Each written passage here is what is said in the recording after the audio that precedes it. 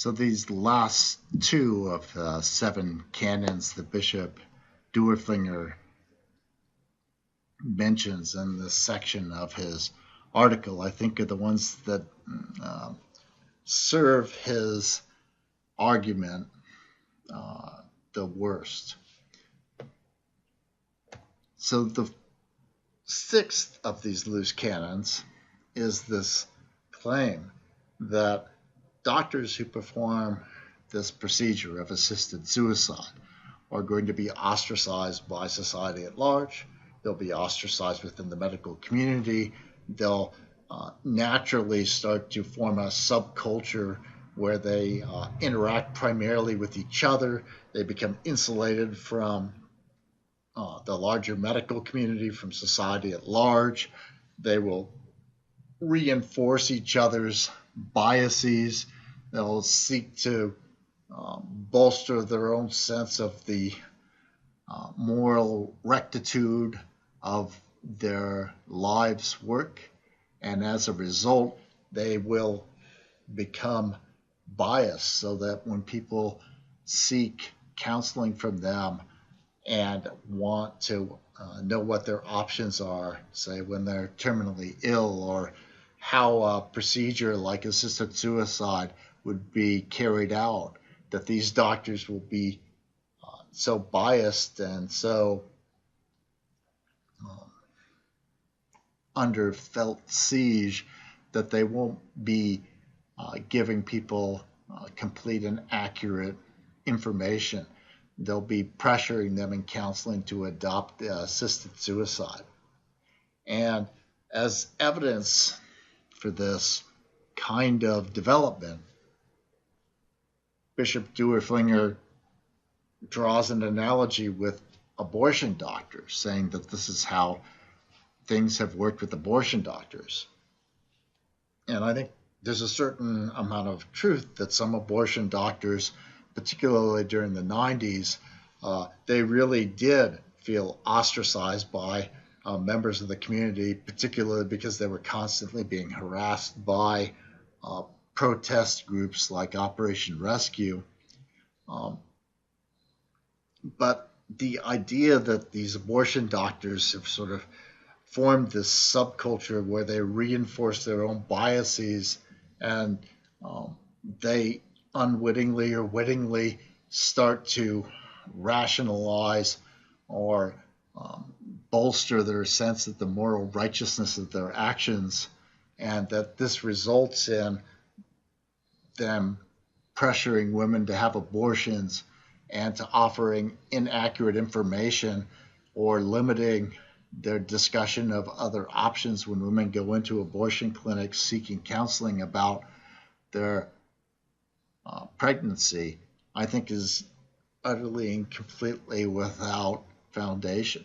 If, in fact, this was the way that abortion doctors had evolved since Roe versus Wade, what we would find when we went to YouTube and clicked abortion counseling is just video after video of doctors doing this.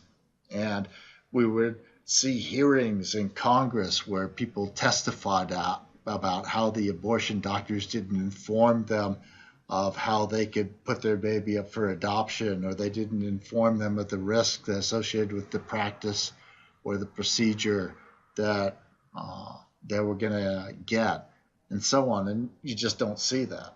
And the fact that you don't see that suggests to me that this is kind of a projection on the part of Bishop doerflinger, that it doesn't really have any basis in the factual practice of people who perform that particular procedure.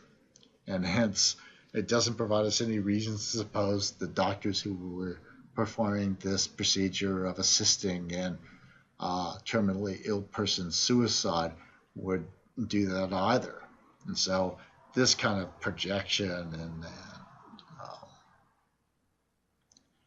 sort of wild and to some degree, I think, irresponsible speculation doesn't really serve the purpose of, convincing us that Bishop Doerflinger is committed to engaging in constructive, rational debate and discourse around these issues rather than trying to scare us into adopting his own position. Now, the last of these, I think, is even more like the pro-suicide doctors factor that I just got done discussing. It's what he calls the human will to power. And I did an extensive quote here from page 163 because I sort of want to emphasize that this is his own characterization of human nature. And I think it's factually, psychologically pretty grossly implausible, and hence, again, doesn't lend credence to the idea that he's trying to come up with reasonable and objective concerns regarding the potential legislation that would allow for limited assisted suicide. So on page 163, he says the most deeply buried yet most powerful driving force towards widespread medical killing is a fact of human nature. Human beings are tempted to enjoy exercising power over others. Ending another person's life is the ultimate exercise of that power. Once the taboo against killing has been set aside, it becomes progressively easier to channel one's aggressive instincts into the destruction of life in other contexts.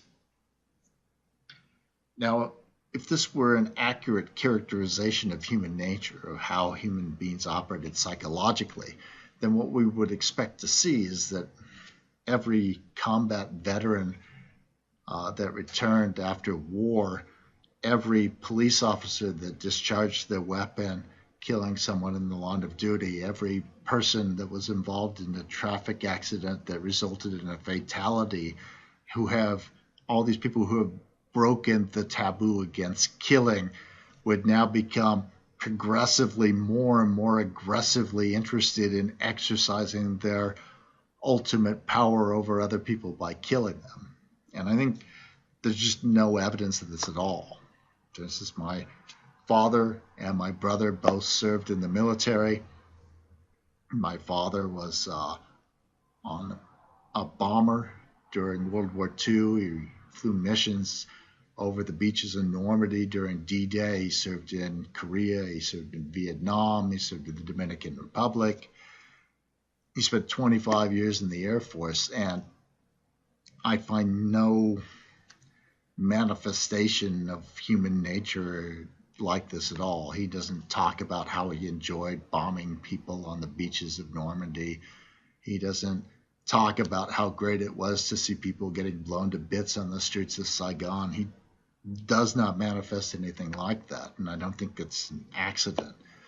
The only people who kill without much regret in any systematic or repeated fashion are people who are clinically sociopaths or psychotic. And so I think there's really no empirical reason to suppose that this is a real factor of human nature that we have to worry about in crafting any legislation. There are certainly people who do kill other people, maybe even people who enjoy it, but outside of sort of B horror movies, I think it's hard to imagine, people running around killing folks for the sheer joy of killing. So what are we to make of these loose cannons? Well, here's what Bishop Doerflinger suggests we should draw as a conclusion. So he says, these loose cannon arguments are not conclusive. All such arguments by their nature rest upon a reading and extrapolation of certain contingent factors in society, but their combined force provides a serious case against the irreversible step of sanctioning assisted suicide for any class of persons, so long as those who advocate this step fail to demonstrate why these predictions are wrong. So essentially what he wants us to conclude, as a result of considering all these loose cannons is that before we could responsibly advocate for any legislation or regulations that allowed for assisted suicide in any circumstances, that the burden of proof is on the advocates of that legislation or regulation to demonstrate, to show that none of these things will ever happen. And I think that that claim that legislation requires that kind of burden of proof isn't a claim that we make in any cases of policy making or legislation.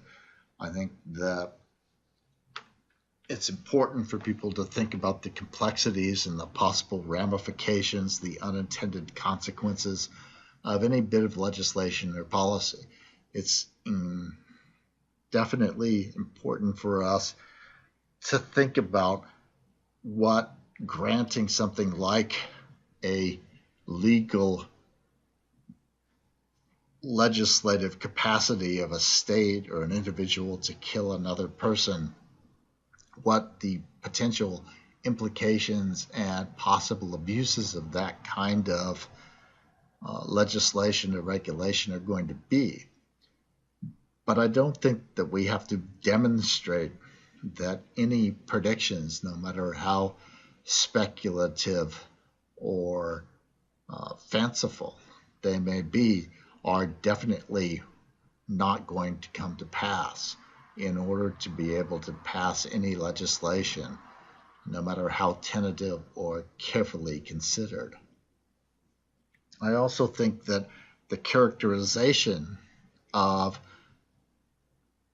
passing laws or regulations that sanction some class of assisted suicides, characterizing that as an irreversible step, is also hyperbolic. It's also just ridiculous.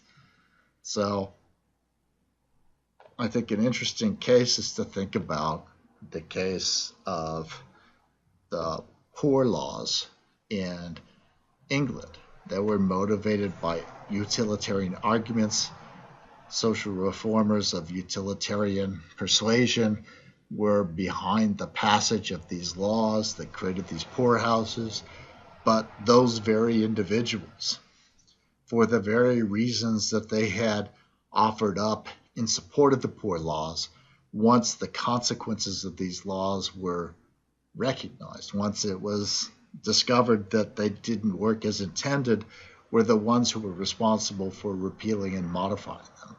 And so I think it's a mistake to think that any particular bit of legislation is some sort of irreversible step,